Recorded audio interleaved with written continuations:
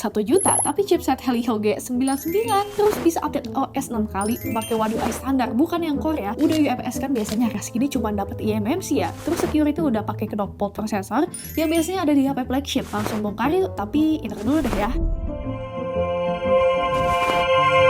4GB 1,6, 6GB 1,9, dan yang tertinggi itu ada di 2,3.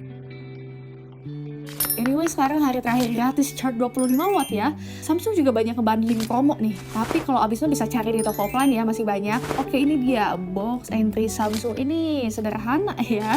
Ini kita singkirin dulu. Oke, masih dikasih kabel OTG nih dia. Type-C 2.0, USB-C to C juga.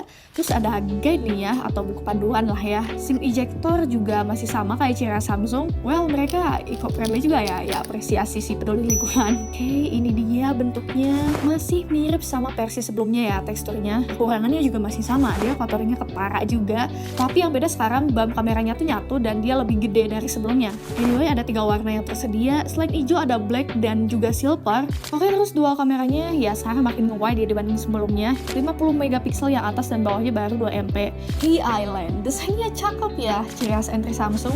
Ada fingerprint dan ada power di sini, dan sampingnya of course volume up and down. Oke, di sini ada SIM ya, masih ada 3 slot dan mustahil hybrid sih ya. Tapi udah UFS 2.0 dan RAM-nya LPDDR4X, yes, 2 nano dan 1 microSD, bisa di-upgrade sampai 2 TB. Desain speakernya cukup outstanding ya. Selain itu, ada Type-C, mikrofon, jack 3,5, dan jacknya buat fitur radio ya anyway. Oh ya, di atas ada mikrofon lagi nih, bukan speaker ya, tapi kemudian rekaman biasanya harga segini ketutup dikit suaranya hilang ya. Bahannya GFRP, lebih kuat tapi lebih ringan juga, tapi gampang lihat kotor juga ya. Framenya polikarbonat tipis 7,6 mm dan beratnya ada di 186 gram, bergelombang ya teksturnya dia. Ada logo Samsungnya di sini, bahannya ngebuat kilau juga nih. 8/10 lah ya desainnya, suka juga. Oke, tanya lain, pakai One UI standar ya, dia bukan yang core, jadi fiturnya bisa lebih lengkap. One UI-nya versi 8 Android 15, bisa diupdate sampai One UI 14 ya dia. Masih 90 Hz tapi Iya, sekarang sesinya udah adaptif lah ya minimal.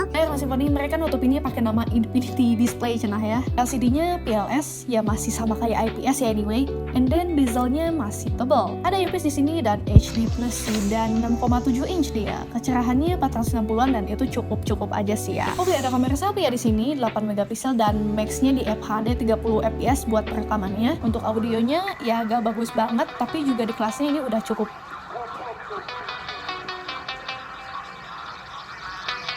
Oke, ketahannya dia pakai IP54, cukup buat nahan debu dan air ya. Cukup aja ya, bukan berarti aman buat kemasukan air dan debunya. Nah, security-nya karena knockbolt ini chipset ya bentukannya, jadi data rahasia kayak polatin dan sebagainya bisa lebih aman nih, karena nggak nyimpan di software. Jadi hacker kudu lebih tricky ya buat nge-encrypt data kalian. Ya, tetap kudu hati-hati ya, sesukar apapun data, semuanya pasti ada celah. Security software-nya juga banyak, kayak di sini ada fitur pemblokiran otomatis ya, kayak link aplikasi gak jelas gitu, dan ada folder aman di sini, dan masih banyak lagi ya fitur security lain yang ada di knockbolt-nya. Spesifikasi nih, keren ya, dia pakai Helio G99 di harga 1 juta. Baterainya standar 5000 mAh, terus ada charge gratis ya tadi 25 watt. Ada sensor akselerometer, cahaya, sidik jari, proximity, tapi gyro dan NFC sayangnya nggak ada ya. Dia 4G ya, Wi-Fi 5, Bluetooth 5.3, ada radio nih, tapi kudu disambung pakai jack 3,5-nya ya yang kayak tadi. Skoran tuh. Di versi 11 ini kenapa dia gede banget gitu ya skornya. But anyway, skornya emang lebih jauh dari versi sebelumnya. Di pengujian game untuk Free Fire nih, smooth high kalau lagi tarung bisa drop ke 54 fps-an,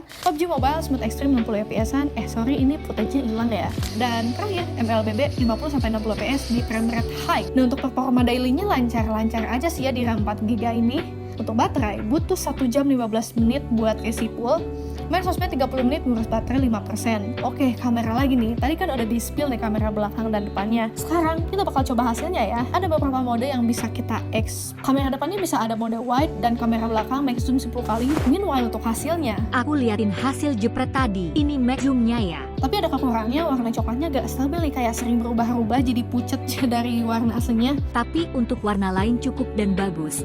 HDR-nya jelas juga. Tapi kalau kurang cahaya kualitasnya juga ikut ngurang. Ya sesuai ekspektasi sih gak bagus banget juga kameranya, tapi cukup lah. Enjoy hasilnya ya.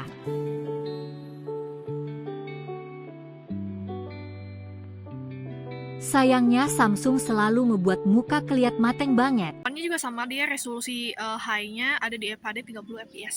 Jadi kayak gini outputnya paling gimana sound di bawah. Kamera hari siang ya di HP Samsung Galaxy A07 ini dari kamera yang FHD 30 fps. Terus di sini dia gak ada stabilizer ya. Ya karena gak ada sensor gironya. Terus si dual microphone ini sebenarnya membantu banget ya. Biasanya kalau harga segini, si dual microphone itu kadang kalau misalkan tutup dikit suaranya hilang. Tonton ya series review si Samsung Galaxy A16. Ini kamera FHD 30 fps-nya di kamera belakang.